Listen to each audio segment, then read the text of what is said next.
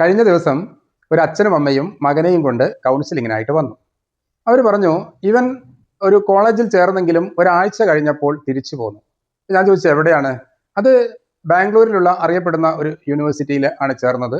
Course കഴിഞ്ഞാൽ ഉറപ്പായിട്ടും അവന് ക്യാമ്പസ് സെലക്ഷൻ കിട്ടും, ജോലി കിട്ടും. അതുകൊണ്ട് 5,85,000 രൂപ മുടക്കിയാണ് ഞങ്ങൾ അവിടെ ചേർത്തത്. ഇനി ഓരോ വർഷവും 2.85 വീതം അടയ്ക്കണം. എന്നിട്ട് അവൻ അവിടെ നിൽക്കുന്നില്ല സാർ. അപ്പോൾ എന്തെങ്കിലും പോരായ്മ അവനവിടെ ഉണ്ടോ എന്ന് ചോദിച്ചപ്പോൾ അതൊന്നും നല്ല എല്ലാ സൗകര്യങ്ങളും ഞങ്ങൾ ഏർപ്പാട് ചെയ്തിട്ടുണ്ടെന്ന് പറഞ്ഞു. അങ്ങനെ മകനുമായിട്ട് സംസാരിച്ചപ്പോൾ അവൻ പറഞ്ഞു, സാർ ഈ കോഴ്സ് എനിക്ക് പറ്റില്ല. ഞാൻ ചോദിച്ചു, മോനെന്തിനാ ഇത് എടുത്തത്? അത് വീട്ടുകാരുടെ താല്പര്യവും പിന്നെ എല്ലാവരും പറഞ്ഞപ്പോൾ ഞാനങ്ങ് പോയി. പക്ഷേ ഒരാഴ്ച കൊണ്ട് എനിക്ക് മനസ്സിലായി ഇതെനിക്ക് പറ്റാത്തതാണെന്ന്.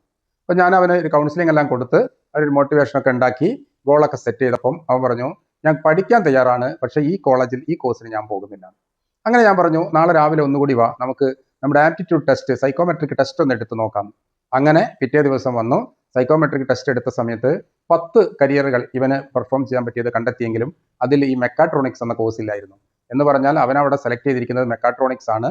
ഈ മെക്കാട്രോണിക്സിൽ വരുന്ന ഒരു കോഴ്സും ഇതിൽ വന്നില്ല. അതായത് ഇലക്ട്രിക്കൽ വന്നില്ല, ഇലക്ട്രോണിക്സ് വന്നില്ല, മെക്കാനിക്കൽ ഒന്നും വന്നിട്ടില്ല.